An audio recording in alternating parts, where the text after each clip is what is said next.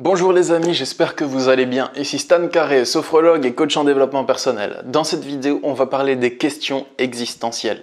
Je sais qu'il y a beaucoup d'entre vous, qu'il y a beaucoup de personnes qui, à un moment de leur vie, peuvent rester bloquées sur des questions existentielles.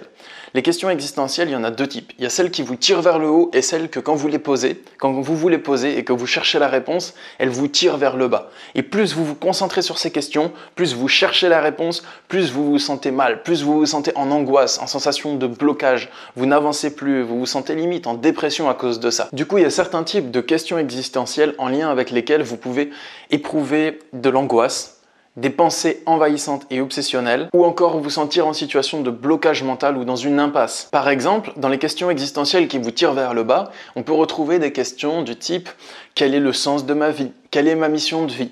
Ou bien des questions relatives à la mort, par exemple, qu'est-ce que c'est que la mort? Est-ce que je vais bientôt mourir? Ou bien qu'est-ce qu'il se passe après la mort? Ou encore comment atteindre l'illumination spirituelle ou pourquoi vivre? Le problème, c'est pas la question en elle-même, c'est plutôt la manière dont vous vous la posez. Dans le sens où quand vous avez ce type de questions existentielles, eh bien, c'est des questions que d'autres personnes peuvent se poser, mais n'en souffrent pas forcément. Par exemple, quelle est ma mission de vie? Quel est le sens de ma vie? Qu'est-ce que la mort ou pourquoi vivre? C'est des questions qu'on peut se poser, mais c'est pas pour ça qu'on va forcément faire une fixette, un blocage dessus. Mais je sais que dans certains moments de votre vie, ça peut vous arriver de faire des fixettes, des blocages dessus, donc ces questions, elles vous lâchent plus.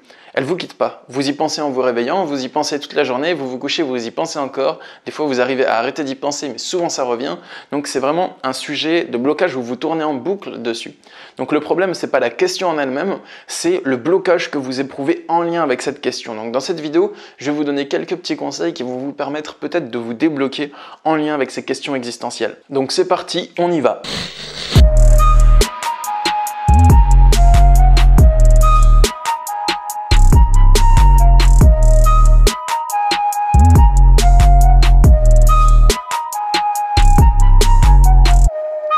Alors les amis, si vous souffrez en lien avec une question existentielle, je pense selon moi que le problème, ce n'est pas la question, mais c'est votre manière de chercher la réponse. La solution pour vous débloquer, ce n'est pas d'abandonner la question parce que vous n'y arrivez pas. Donc moi, je ne vais pas vous dire dans ma vidéo « Oh, vous vous posez trop de questions, il faut arrêter de vous poser autant de questions et penser à autre chose. » Non, ça marche pas ça. Du moins, au moment où vous êtes bloqué sur une question existentielle et où vous en faites limite une dépression, c'est pas vous dire « tu te poses trop de questions » qui va vous servir à aller mieux. C'est logique. Et les personnes qui vous disent « tu te poses trop de questions », en fait, elles se mettent pas à votre place. C'est pas grave, mais bon, c'est pas la solution, on va dire. Donc, le but pour moi, pour vous aider à vous débloquer, c'est de vous transmettre cette approche. Cette approche, c'est que peut-être que si vous bloquez sur une question, déjà, c'est que cette question, elle est importante pour vous. Déjà. Donc, c'est pas nécessaire d'essayer de ne plus se poser la question. Si cette question, elle est importante pour vous dans votre cœur, à tel point que vous bloquez pour essayer de trouver la réponse et que vous vous laissez pas tranquille tant que vous l'avez pas, je ne vais pas vous inviter à abandonner votre question. Gardez votre question si elle est importante pour vous et essayez de trouver la réponse. Mais justement, essayez de trouver la réponse d'une autre manière. Il me semble que si vous souffrez, c'est parce que la réponse, vous la cherchez mal. C'est pas un jugement ce que je veux dire, mais c'est que votre manière de chercher la réponse de cette question ne vous amène pas à la réponse de cette question. Pour vous citer un exemple, admettons que vous vous demandez pourquoi vivre ou quel est le sens de ma vie, peu importe, voilà, que vous avez une de ces deux questions-là et que votre technique pour chercher la réponse, c'est de cogiter, de penser jusqu'à ce que vous trouviez une révélation miracle qui vous permettra d'avoir une prise de conscience qui va vous soulager. Cette méthode de fonctionnement est mauvaise. Elle ne fonctionne pas, simplement parce que si elle fonctionnait, vous auriez déjà avancé dans la résolution de votre problème. Et elle vous aurait déjà donné des résultats, cette méthode. Le problème n'est donc pas la question, ni le fait que vous voulez avoir la réponse à cette question, mais votre manière de chercher la réponse à cette question. Donc peut-être que vous cherchez la réponse à cette question dans vos pensées, donc que vous cogitez en boucle pour ça, alors que vous ne la connaissez pas. Pour l'instant, la réponse à cette question n'est pas dans vos pensées. Vous pouvez retourner votre pensée dans tous les sens, essayer d'imaginer, de comprendre, d'inventer des nouvelles idées, ça ne va pas fonctionner. Si vous le faites déjà depuis un moment et que vous n'avez pas avancé d'un pouce dans la résolution de votre problème, c'est forcément qu'il existe une autre méthode qui va mieux vous rapprocher de la réponse. Donc peut-être que vous pouvez chercher sur Internet des réponses. Cherchez sur Internet la biographie ou des interviews des gens qui ont déjà trouvé la réponse à votre question ou qui semblent l'avoir trouvée. Cherchez des gens qui ont la réponse à votre question et écoutez-les parler. Écoutez-les, racontez comment ils ont fait pour trouver la réponse.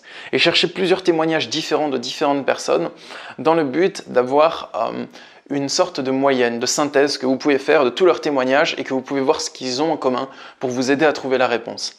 Donc la réponse, elle est forcément pas dans vos pensées si vous bloquez dessus, elle est peut-être à l'extérieur, dans les pensées d'une autre personne, elle est peut-être dans votre expérience de vie, peut-être qu'il va falloir vivre des trucs, expérimenter des trucs, tenter des nouvelles choses pour découvrir la réponse.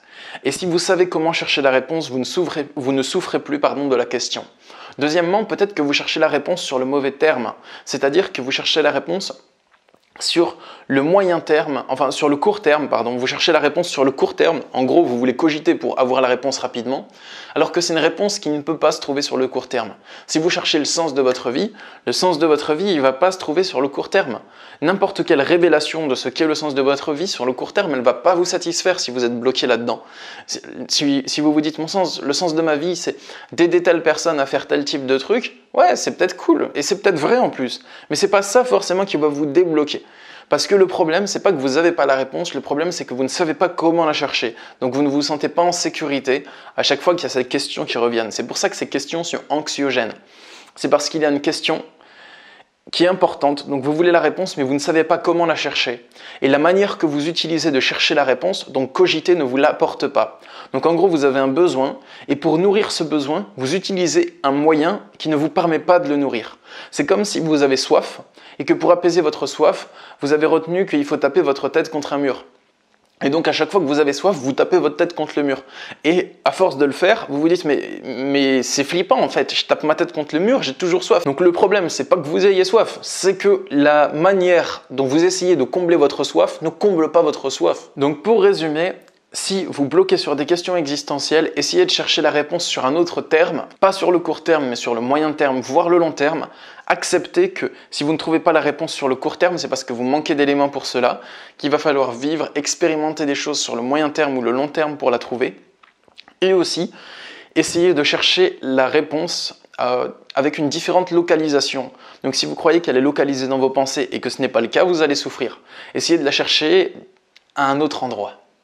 J'espère que cette vidéo vous a plu. Si vous souhaitez avoir mon accompagnement coaching pour vous aider à dépasser vos blocages personnels, je propose des consultations de coaching à distance, par Skype, par téléphone ou par Messenger. Il y a le lien pour me contacter dans la description de cette vidéo. Et aussi, je propose des retraites spirituelles. Donc pendant plusieurs jours, on travaille ensemble dans un beau lieu. On se retire de notre cadre de vie actuel pour se retrouver entre personnes qui ont envie de progresser dans la bienveillance et on travaille sur soi, on pratique la sophro et le coaching. Donc il y a aussi le lien pour mes retraites dans la description de cette même vidéo. Moi je vous souhaite une belle journée, je vous dis prenez soin de vous et à bientôt pour de nouvelles vidéos. Au revoir.